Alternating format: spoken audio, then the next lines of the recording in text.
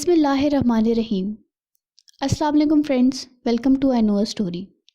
امید کرتی ہوں کہ آپ سب خیریت سے ہوں گے۔ دوستو، آج کی کہانی بہت ہی حساس مسئلے پہ ہے۔ یہ کہانی ہماری سوسائٹی میں بسنے والے ایسے لوگوں پر ہے جو کسی کو کبھی خوش اور پرسکون زندگی گزارتے نہیں دیکھ سکتے، کیونکہ ان کے دل بغض سے بھرے ہوتے ہیں۔ گائز، آج میں آپ کو ایک بہت ہی باہمت خاتون کی کہانی سنانے جا رہی ہوں، جنہوں نے کبھی حالات کے سامنے گھٹنے نہیں ٹیکے بلکہ ان کا ڈٹ کر مقابلہ کیا۔ فرینڈز، آج سے کوئی 40 سال پہلے نور جب 10 سال کی تھیں تب لڑکیوں کا اتنا پڑھنے لکھنے کا رواج نہیں تھا۔ یہی وجہ ہے کہ نور کے ذہن کبھی پڑھائی کی طرف مائل ہی نہیں ہوا۔ نور اپنی گڑیوں کا گھر سجاتی، اس کے لیے نئے نئے کپڑے سیتی، اس کے بال سنوارتی اور اسے دلہن بنا کر اسے دلہا کے ساتھ رخصت کر دیتی۔ نور جیسے جیسے بڑی ہوتی گئی، اس کے دل میں شادی کے ارمان اجاگر ہوتے گئے کہ جب وہ دلہن بنے گی، اس کی امی اسے اپنے ہاتھوں سے تیار کریں گی اور ایک گھوڑی پر اس کا شہزادہ آئے گا جس کے ساتھ وہ رخصت ہو کر اپنے گھر چلی جائے گی۔ اپنے گھر کو وہ اپنے ہاتھوں سے سجائے گی، بالکل ویسے ہی جیسے وہ اپنی گڑیا کا گھر سجاتی ہے۔ فرینڈز، وقت گزرتا رہا اور نور کے والد ریٹائر ہو کر اپنی بیوی بچوں سمیت گاؤں آ گئے۔ وہاں پہ انہوں نے اپنا گھر بنایا اور ہنسی خوشی رہنے لگے۔ نور جب 22 سال کی ہوئی تو ان کے والد نے اس کا رشتہ اپنے ماموں کے بیٹے سے طے کر دیا، جو ایک آرمی آفیسر تھا، اور نور اس فیصلے پہ رضامند تھی اور وہ بہت خوش تھی کیونکہ اس کا خواب اب سچ ہونے والا تھا۔ اسی سال کی سردیوں میں نور کی شادی احمد سے ہو گئی۔ وہ دونوں ہنسی خوشی اپنی زندگی بسر کرنے لگے اور اللہ نے انہیں ایک خوبصورت بیٹی سے نوازا۔ جب وہ 2 سال کی ہوئی تو اللہ نے انہیں پھر سے ایک خوشی بیٹے کی صورت میں دی۔ نور اپنی خوبصورت سی زندگی میں بہت خوش تھی۔ وہ اللہ کا جتنا شکر ادا کرتی اتنا کم تھا، کیونکہ اس نے جو بھی خواب دیکھے تھے سب پورے ہو گئے تھے۔ لیکن فرینڈ، زندگی بھی ایک عجیب شے ہے۔ کب کس موڑ پہ ہمیں کیا دیتی ہے یہ کوئی نہیں جانتا۔ اسی طرح کا ایک موڑ نور کی زندگی میں بھی آیا، جس نے ان کی زندگی میں ایک طوفان پیدا کر دیا۔ نور کے ہسبینڈ شہر میں پوسٹڈ تھے اور ایک روز معمول کے مطابق وہ اپنی وردی میں پیدل یونٹ کی طرف جا رہے تھے کہ اچانک ان کا ایکسیڈنٹ ایک گاڑی سے ہوا اور وہ اپنی ٹانگیں کھو بیٹھے۔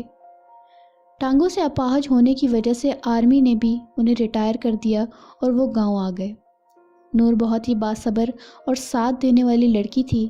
اس نے اس مشکل وقت میں اپنے شوہر کا بہت ساتھ دیا، لیکن احمد کو اس بات کا احساس ہوتا تھا کہ اب وہ ایک بوجھ ہے جس کی وجہ سے وہ چڑچڑا ہوتا جا رہا تھا۔ فرینڈز، ہم ایسی سوسائٹی میں رہتے ہیں جو ایسے لوگوں سے بھری پڑی ہے جو مشکل کے وقت میں آپ کو کھانے کے لیے دونے والے روٹی کے نہیں دیتی، لیکن طنز کرنے اور کڑوی کسیلی باتیں کرنے کا کوئی موقع ہاتھ سے جانے نہیں دیتے۔ جی فرینڈز، آپ نے صحیح گیس کیا۔ احمد کے چڑچڑے پن اور بیزاری کی وجہ بھی ایسے لوگوں کی باتیں تھیں جو اس کے گھر اس کی عیادت کو نہیں بلکہ اسے اس کی کمزوری کا احساس دلانے کے لیے آتے تھے۔ ان میں کچھ حضرات ایسے بھی ہوتے تھے جو نور کو بری نگاہ سے دیکھتے تھے۔ احمد خود کو بہت بے بس محسوس کرتا اور اپنی اس بے بسی کا غصہ وہ اکثر بچوں اور نور پہ اتارتا۔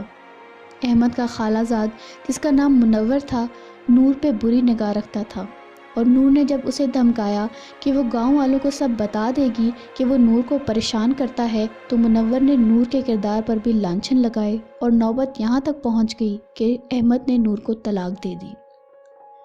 نور اپنے ماں باپ کے گھر آ کر رہنے لگی، لیکن یہاں بھی لوگ اس کو طنزیہ نگاہ سے دیکھتے تھے۔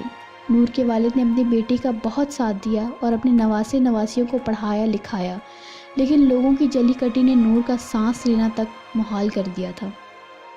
نور کے والد نے نور کی دوبارہ شادی کرانے کی بھی کوشش کی تاکہ وہ اسے لوگوں کے طعنوں سے محفوظ کر سکیں، لیکن نور کے دل میں شادی کا ایک ڈر سا بیٹھ گیا جسے وہ آج تک ختم نہ کر سکی، اور اس نے اپنی باقی کی زندگی اپنے بچوں کے نام کر دی۔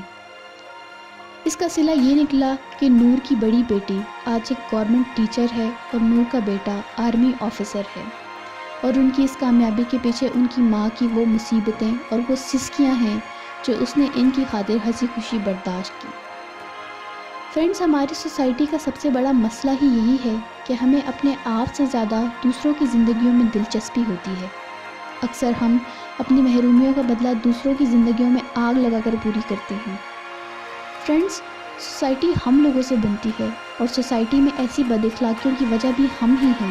اگر ہم دوسری سے زیادہ اپنے گریبانوں میں جھانک کر دیکھیں تو سوسائٹی سے ایسی ذہنی بیماریوں کو ختم کر سکتے ہیں۔